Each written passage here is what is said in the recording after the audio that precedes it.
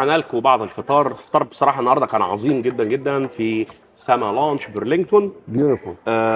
اخبار الفطار ايه؟ نايس. صحيح. وبعدين بنحبس بقهوه بقى تركي فيعني الماكسيمم. صحيح. انا كرشي الصراحه مضايقني بس هنعمل ايه يعني. لا انا من جهتي ام اوكي. وللعلم الفطار هنا في رمضان في سما موجود كل يوم ب 55 في الويك دايز للادلت، في الويك اند ب 59 وللاطفال ب 30. تعالوا وانبسطوا وهاتوا العيله كلها. الاكل هنا رقم واحد، مش عشان بس هم بيستضيفونا هنا في البرنامج وراعي طبعا للبرنامج، ولكن فعلا الاكل ده حلو جدا جدا والعرض مميز. كتير انواع الاكل حلو. طبعا كل لبناني يا ريس وسوري، فانت كنت هايص النهارده. انواع الاكل كتير حلو. في تنوع. منظم. وفريش طبعا. والشيف هنا شيف جورج بصراحه عالمي يعني. تحيه من ورا الكاميرا ليه يعني، او من قدام الكاميرا ليه. تمام. اتفضل يا باشا القهوه، عشان بس جايبين لك القهوه على عربيه. دي عربيه فول دي او عربيه فاكهه او خضار. تمام. اهم حاجه القهوه طبعا. تشرب قهوه؟ انت يعني انا دايما بحب اشرب قهوه او شاي بعد الفطار. شوي حلوه بس انه نقطه شويه سكر بس منيحه. شويه سكر يعني بس منيحه يعني. تمام. طيب ايه هنرجع لحديث. انا سمعت مثلا ان انت حضرتك كان عندك فورمولا خاصه بيك في مبيعات البيوت. ايه موضوع الفورمولا ده؟ هيدي معادله يعني، كان عنده معادله خاصه. هيدي الباك جراوند تبعي انا كان بلبنان، كنت اشتغل صراف بنكر في البنك يعني. اكسشينج كامبيو. اوكي. كامبيو اكسشينج. مرات بيكون عندك اوفر ستوك بدك تبيعهم وقت بتسكر لحتى ثاني يوم ما يكون عندك شيء. اخترعت شغله هونيك نتصل بالصرافين والمصريات اللي عندي زياده. انا كنت شغيل عندهم، مش المحل مش لإلي. اخترعت لهم شغله، كان عمري كنت ولد يعني بالعشرينات. قلت لهم هلا ببلشوا يتصلوا فيكم. صرت اتصل انا بالعالم، قلت لهم فكره انه كيف لا حتى بدل ما انا ابيعهم صار انه هن يتصلوا في يشترون من عندي. صاروا يشترون، صرنا نوزعهم $10,000 تنقول، نوزعهم 500 هون 500 ما ينأذي. اذا طلعت $1 ثاني يوم او نزل $1 ما بتضايق ب $500، بس وزعت ال10,000 تنقول على 20 محل. تمام. بدل ما ابيعهم كلهم لواحد والزقوا فيهم ينضرب فيهم. هيك 500 ما بتأثر. من زمان يعني عندي هيك افكار انه تفيد الزبون تبعي. وقت بال 2000 وقت كان في الكومبيتيشن على البيوت 21 و 22 والكوفيد والاشياء، صار في كتير كومبيتيشن وفي اوفرز كتير. يجي مثلا في ايام يجينا 14 اوفر على البيت. اوكي. روح انا والزبون بدنا نشتري بيت، نحط كنا نحن نمبر 14 او نمبر 15 على البيت. يعني وين بدك تلاقيه؟ اخترعت فكره ووافق معي الزبون. اذا قدرنا جبناها من نشتريها، ما قدرت فيك تطلع منها. مجبور انت تحط هالمبلغ او مجبور تشتري هالشيء. طلعت فكره حلوه ومشيتها، مشي الحال. بعت البيت برقم، اشتريت البيت للزلمه بالرقم اللي كان بده اياه هو. يعني الفكره هون انه البيت بسوى مليون، بيجي واحد مثلا بحط لك $1,200,000، بيجي لك $1,300,000. صحيح. بس حقه $1,100,000 $1,150,000 ماكسيموم تنقول. بس صاروا يطلعوا العالم. اوكي كيف؟ اوكي. هلا عم تطلع، انت مش عارف قد عم تطلع. هلا عم تطلع ما بقول لك قد هداك الاوفر، كل شيء هيدن. تيجي انت حاطط مليون، بقول لك لا بتطلع اكثر، بتزيد له $1,200,000، يمكن هداك $1,105,000. انت حطيت $1,200,000 يعني انت دفعت 95,000 زياده ومش عارف قد ايه. طلعت فكره اعرف كيف قد ايه هيدا الاوفر تبع الزلمه الثاني ونشري. مشيت الحال. صرت بعت بهالشارع وقتها ان 10 دايز بعت 3 بيوت ب1. ما انا كنت لسه هتكلم عن المعلومه دي. ايه موضوع يعني انا اعرف الواحد بيبيع بيت في شارع يعني. بص بيبيع بيت في مناطق مختلفه مثلا كذا بيت، لكن انت بعت 3 بيوت في نفس الشارع ده في ايه؟ من ده في اسبوع 9 دايز او 10 دايز وبعد ماكسيموم. كده وصلت ل7 بيوت في نفس الشارع. 7 بيوت بنفس الشارع وشارع لحده ان 15 سامحني، دايز. عملتها ازاي دي؟ بهالفورمولا اللي قلتها. اوبا. ايه تمام. يعني كتير مهمه. انا ماشي كنت بالاوفيس مره. وشافني المانجر عندنا 950. وقت كنت انا هلا صرنا 1200 وشوي. عندنا 950 ايجنت بهذيك الايام. بيقوم بيشوفني المانجر، قاس تعا تشاينيز هو. قاعد صار يقول لي شو عملت لحتى عم شوف الاوفرز تبعك every 3 4 days عم زدت لي ديل بوم بوم بوم دان. كيف عم تجيبهم هودي كلهم الشباب؟ عندي ما حدا عم يشتري شيء، كيف عم تعملهم؟ كيف عم تبيعهم؟ كيف عم تشتريهم؟ قلت له في طريقه. شو الطريقه؟ قلت له ما اسمح لي اقول لك، ما فيني اقول لك، اذا بدي اقول لك يعني سر الصنعه بقى يعني. بالظبط يعني. بيمرق من حد الباب ثيرد توب ايجنت عندنا بالاوفيس، بعيط له بقول له تعال شوف قاس صار عامل 7 deals in 12 or 15 days 7 or 8 deals. كيف يا غسان عملتهم؟ كيف؟ قلت له ما بقول لك، من هون لهون. قلت له الفورمولا، قلت له بليز ما تقول لحدا، لان اذا نشرناها بتصير زباله كلها، بطل لها قيمتها. next month كان هذا توب سكند ايجنت صار توب ايجنت على 3 months on a row. واو. كل ما يشوفني بيعمل لي شابو بقى. يعني في فكره لازم تمشيها، بس ده بطريقه قانونيه. طبعا قانوني، كله قانوني. لا انت حابب مجالك وبتبدع فيه، فيعني الموضوع مش شرط كل واحد شاطر يعمل حاجه شورت كات يعني. بدرسوا للاوفر قبل ما احطه. يعني عندك برسنتج، في طريقه بدات تعرفها، في كمان برسنتج كيف قد عم ينباع البيت. بتشوف اللي حواليك قد عم يبيعوا، مثلا هيدا انباع اكثر من سعره 17% او 12%، ما بدي اخلي زبوني يحط 25%. ما بيسوى. تمام. ما بيسوى. يعني بنروح من هالشارع بنشتري بكره بتاني شارع تاني، مش ضروري الزلمه مش قاعد على الطريق، يعني بنشتري نكست مانث نكست ويك. بس مرات يعني بتضايق نفسيا اذا بحط اوفر وما ما بيزبط معك، تحسهم في فرصه جت وما تمتش، وكان بالنسبه لك كانت هتبقى فرصه تاريخيه يعني. ايه، كوفيد قتلني. اوكي. كان بيت ولا كان محطة بنزين ولا كان ايه؟ لا، كان مشروع مطار. انت كنت بتبيع مطار.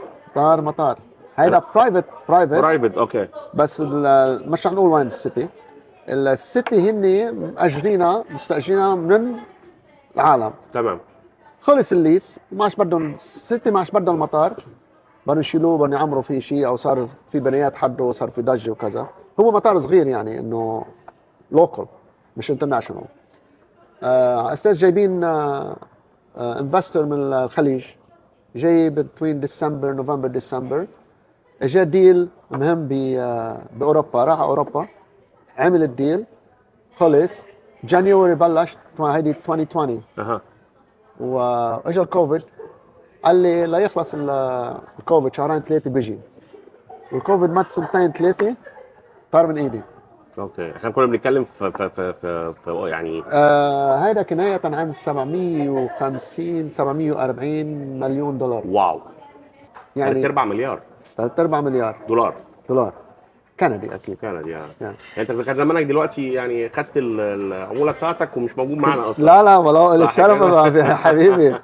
لا بس كنت يعني عملت الريتايرمنت تبعي، بس انه انا والشاب الثاني كمان لبناني اللي كان عم يجيب الايجنت الباير انفستر، وصاحبي كثير، وبوجه له تحيه كمان. اكيد. بس غسان، انا اللي اعرفه كمان ان انت راجل فنان وراجل بيحب الفن والتصوير، وكان لك بيزنس قائم حتى اللي هو الفريمينج والبرينتنج انت بتحب التصوير. انا كنت صور بالتسعينات، كنت صور اعراس فيديو. اوكي. كنت صور اعراس فيديو. وبلشت فيها هيك ستروبيا، يعني انه مش هوايتي، بس كنت احب انه كاميرا لإلي وكذا. بابا الله يرحمه عنده كاميرا كوداك، هي بتفتح هيك مثل اكارديون، عرفت كيف؟ تمام. القديمه دي عارفها. الفيلم هيدا الرول بتصير تبرمها، عرفت كيف؟ 110 السايز. كنت صور فيديو اعراس. ده اثر يعني على شغلك كريل استيت؟ لا نظرتك للبيوت. لا ما كنت ريل استيت، كنت صور. انا عارف بعد ما نقلت الريل استيت. هل ده شويه خلاك تبص للبيوت بصه مختلفه؟ شوف يعني كيف صارت القصه. انا بلبنان كنت دارس سيفل انجينير، بس بخصوص الحرب طبعا ما كملتها، بقي سنتين ما قدرت كملها. تمام. جينا على كندا، وبكندا لتشتغل وبتتعلم وكذا، ما في طاحونه الشغل طبعا. اكيد بلشنا بشغل الفريمينج، بيكتشر فريمينج، وصاحب المحل لبناني كمان قرر ينزل على لبنان. اشتريت نص البزنس منه، وكذا سنة الله يرحمه مات كمان هو ما كانسر. بعد سنتين مرته قال بدها تبيع، ما بدها تكفي، اشتريته كله البزنس. وقفت التصوير، بقيت بهداك. هلا من 13 سنة وقت بلشت، 12 13 سنة وقت بلشت بالريل استيت، طلع بالي انه بدي يعني بعدها الهندس مدني، بيوت وطرقات وبنايات وكذا. عندي خرايط، انا عامل خرايط بلبنان لكذا بنايه، وفيك ياخذ المهندس منا يمضيها وهو يروح يعمرها. ايوه الاستاذ تبعنا، عارف كيف؟ يعني عندي الهام عليها كثير، بحب هالاشياء. طيب بص، احنا برنامج رمضان وقاعدين بنشرب بعد الفطار يعني. ذكريات رمضان ايه بالذات في الضيعه في لبنان؟ الاجواء هناك اكيد كان مختلفه عن كندا. لبنان غير كندا، صح. ولبنان بحبه غير، يعني يمكن مصر اوكي، الاردن اوكي، سوريا اوكي، يمكن لان فيه شوي. انا مسيحي بطبع، بس انا بحترم كل الديانات. صحيح. بحترم كل الديانات، وكرمال هيك العالم تحترمني. صحيح. هلا الحلو انه بلبنان انه ما كنا قبل الحرب، قبل ال 75 حرب الاهليه، ما كنا نعرف مين مسلم من مسيحي. صحيح. نعرف انه في رمضان ننبسط. نحن أيوة. نحن كنا صغار نقعد نحضر فوازير رمضان، نحضر تمثيليات رمضان، عرفت كيف؟ وجيراننا مثلا عندهم صايمين، ما نجي ناكل قدامهم ونوزق لهم، لا، انه نحترمهم، عرفت كيف؟ ومثلا نحن عندنا مثلا، بعرف انه الكازن تبعي قرابتي جار بغير ضيعه، جارتهم مسلميه، كانت تعيط لها لام جورج، ام جورج تعي دقيقه التبوله مثلا، تيجي عشان الفطار خلاص قرب، تروح تساعدها، عم تعمل تبوله ما فيها تدوقها صايمه. مزبوط. تيجي تدوقها لها هي، بدها شويه ملح. جميل. هو بيجيب هالحلو بين بعضنا، عرفت كيف؟ عايشين عيشه كنا بلبنان، عيشه حلوه. بلشت حرب الاهليه وصاروا يدخلوا الغرب علينا ومدري شو، خلفونا ببعضنا. نفس الموضوع في مصر يعني. برضه في مصر انا عايز اقول لك، ودي مش مثاليه، دي حقيقه فعلا يعني. رمضان بعد بدل ما هو احنا بنصوم في رمضان، لكن هو احتفال شعب يعني، فعلا كل الناس بتحتفل برمضان. اكيد. نحن بلبنان عندنا يعني مثلا بلبنان عندنا كمان مثلا، بس بلشوا الخيم الرمضانيه، عرفت كيف؟ طلع فتش بتلاقي نصهم او اكثر من نصهم مسيحيه يعني جوا. بالظبط. عرفت كيف؟ عامل لك هيدا الحلو التعايش هيك حلو. صحيح. At the end of the day we're human، يعني نحن human being، يعني نحن كلنا اولاد الله. اكيد كلنا اولاد الله. الحوار معاك ما بيخلصش، لان ما شاء الله عليك يعني حبيبي. انا بس عايز اذكر حاجه وانا بعد الحلقه يعني. فاحد التيم عندي في الاعداد قال لي ايه ده، انت هتصور مع سيلفستر ستالون؟ قلت له يا ابني سيلفستر ستالوني ايه ده استاذ غسان داغر يعني. ما بعرف. لا قال لي لايك ايه الموضوع سيلفستر ستالون؟ to be honest with you، كنا مشي 2 weeks ago سهرانين عند بمحل، وفي دي جي بمطعم كمان. دي جي طلعت قالت لي يو لوك لايك سيلفستر ستالون. عامل لك شغل كويس والله. ان شاء الله يعني. هو هيك عم يدرب علي، هو مش انا عم يدرب علي. جميل. احنا في نهايه الحلقه عايزين نوجه رساله للجمهور، وكمان بمناسبه رمضان، وبمناسبه احنا على مون تي في، وبمناسبه كمان سما، هل في اي مثلا ديسكاونت ممكن نقدمه للناس او؟